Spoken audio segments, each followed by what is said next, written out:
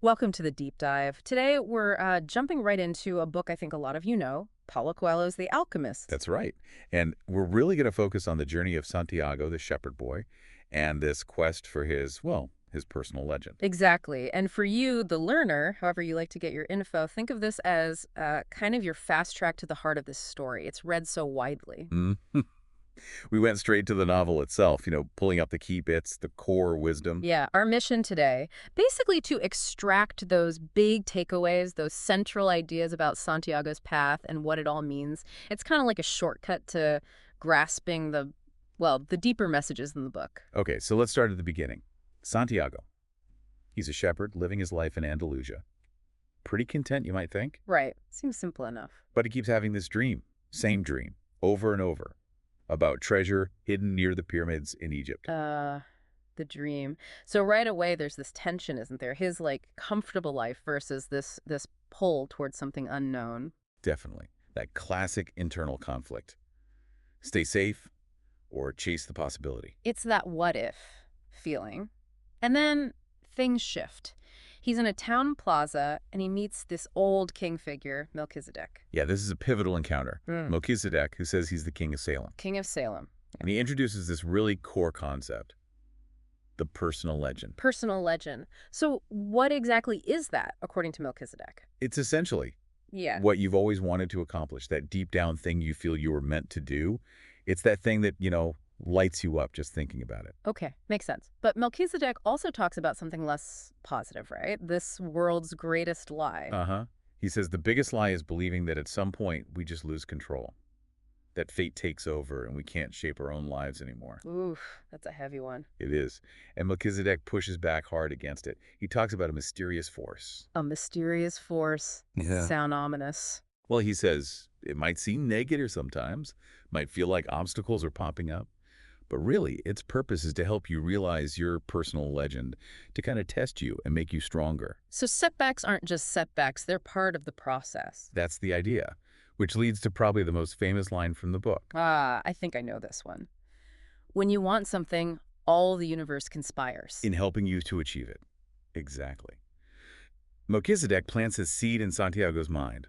This powerful notion about intention, desire, and how it resonates with, everything. But this guidance isn't free, is it? Nope. There's a price. Melchizedek asks for 1/10 of Santiago's sheep. Wow, a tenth of his flock. That's significant for a shepherd. It really underscores the value of what Melchizedek is offering. It's not just casual advice. And he gives Santiago something too, right? The stones? Yes, Urim and Thummim, one black, one white. They're meant to help Santiago read the omens, especially when he's stuck or needs a yes or no kind of answer. Like little decision-making tools. Tools for tapping into intuition when logic fails. Sorta, yeah, for interpreting those signs from the world. And Melchizedek also tells him this little story about a boy, a spoon, and some oil. Oh yeah, the oil on the spoon. What was the point of that one again? The lesson is about balance, really. Mm-hmm. See the wonders of the world, absolutely. But don't forget what's important, your main task. Don't spill the oil. Keep your focus amidst the marvels. Okay, so Santiago's got the advice, the stones. What's next? He takes the leap, sells his sheep, which is huge for him, and heads to Tangier in Africa. Big move. But it doesn't start smoothly, does it? Oh, not at all. Almost immediately, he gets robbed, loses everything. But someone he thought he could trust, too. Ouch. That's gotta sting. Betrayal and loss right off the bat. Yeah, he hits rock bottom. Despair, feeling totally lost, questioning the whole thing. Why did I even listen to that old king? I can imagine. That's when you'd be tempted to just give up, go home. Totally. But then he starts remembering Melchizedek's words, especially about omens, about paying attention. The omens again. So that helps him pull himself together. It does. It gives him a little thread of hope, maybe. He realizes he needs to survive, so he looks for work.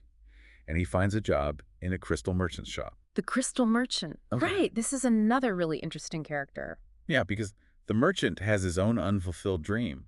He's always wanted to go to Mecca.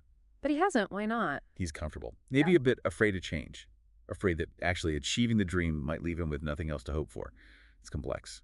So he's kind of stuck in his shop, dreaming but not doing. A contrast to Santiago. Exactly. Santiago, even after being knocked down, still has that drive.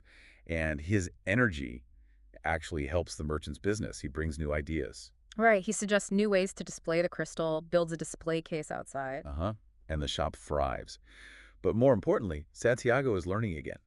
He starts understanding what Coelho calls the language without words. The language without words. Yeah. What does that entail? Is it like intuition, reading situations? Yeah, it's about understanding things on a deeper level than just spoken language.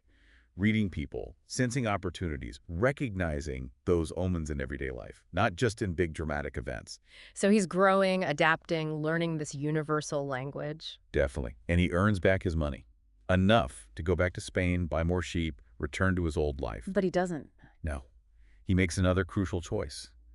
He decides to keep going, to pursue the treasure. So he leaves the crystal shop. Where to next? He uses his earnings to join a caravan that's crossing the Sahara Desert towards Egypt. Into the desert. That's a whole new environment. And he meets someone else important here, right? The Englishman. Yes, the Englishman. He represents a completely different path to knowledge. How so? The Englishman is all about books. Yeah. He's searching for a famous alchemist, believes all the secrets, the philosopher's stone, the elixir of life, are hidden in ancient texts. He's very academic, very intellectual. So a total contrast to Santiago's learning by doing language without words approach. Absolutely. And life in the caravan is different too. Strict rules from the leader. Obedience is key for survival in the desert. Makes sense. It's a harsh place. And the desert itself teaches things. The pace slows right down. You feel small against the vastness. It forces a kind of humility. And Santiago learns from others in the caravan, too, like the camel driver. Yeah, the camel driver offers this simple, profound wisdom about living in the present. Don't dwell on the past. Don't obsess about the future. Just be where you are. Deal with what's in front of you. That feels like a recurring theme, being present. It is. And it's here the concept of the soul of the world gets introduced more deeply. Right, the soul of the world. Can you unpack that a bit? It's this idea that everything is interconnected. Everything has a soul.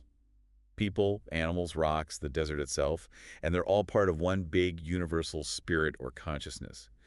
Understanding this helps you read the omens, speak the language of the world. Because everything is communicating, in a way. Exactly. Meanwhile, the Englishman is still buried in his books, telling Santiago about the Emerald Tablet. Ah, the famous alchemical text. Supposedly holds all the secrets. In just a few lines, yeah.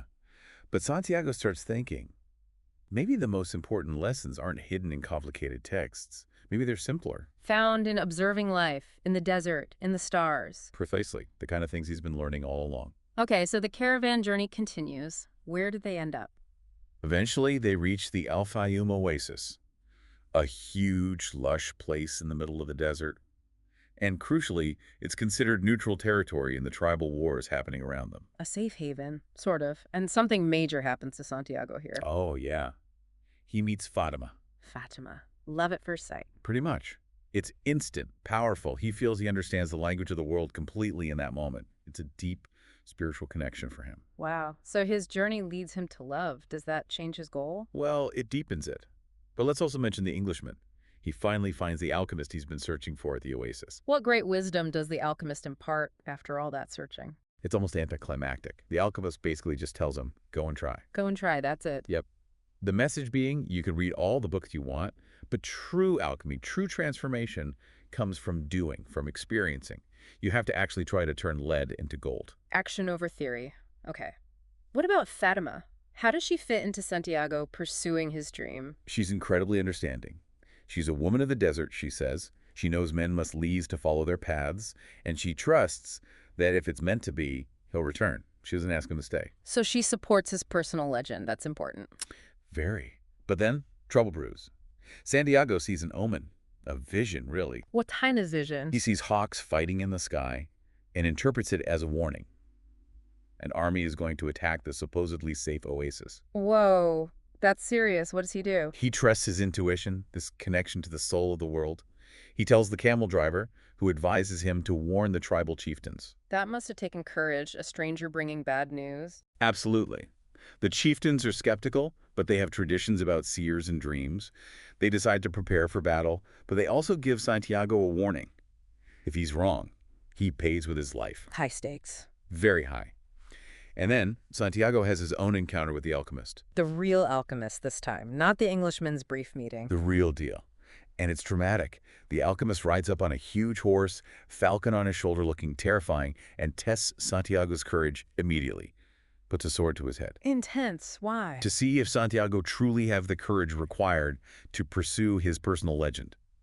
The alchemist emphasizes that courage is the quality most essential to understanding the language of the world. Okay, so Santiago passes the test. He does. And just as Santiago predicted, the oasis is attacked.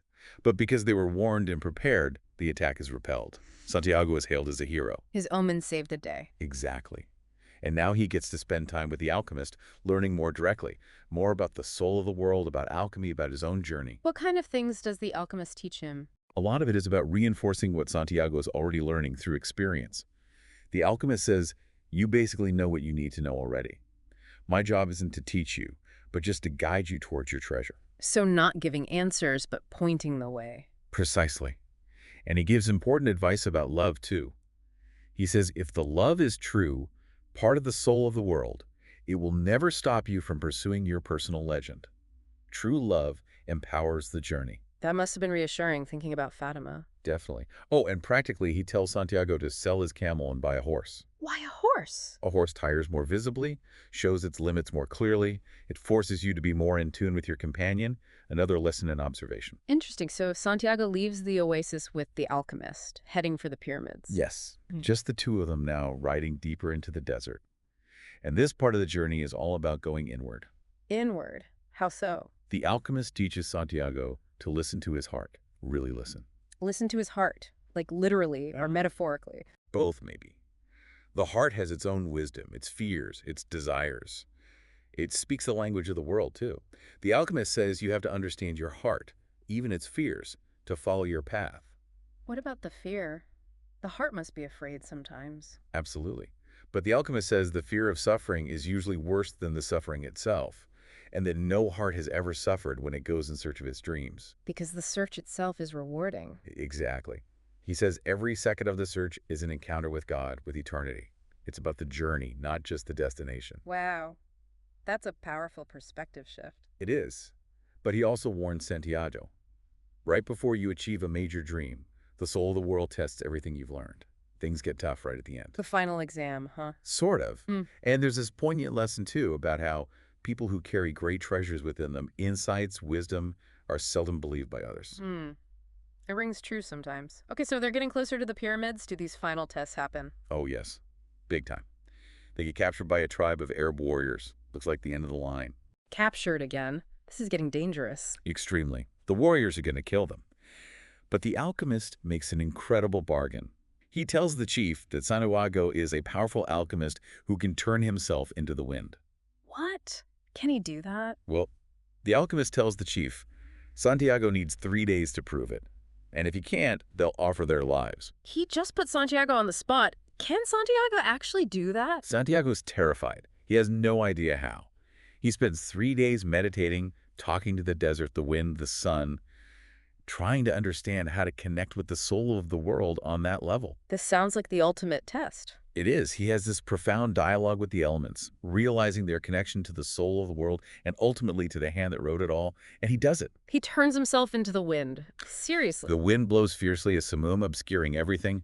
The warriors are utterly terrified and awestruck. They believe he commanded the wind. So they let him and the alchemist go. Unbelievable. So that was the final major test. It seems like it.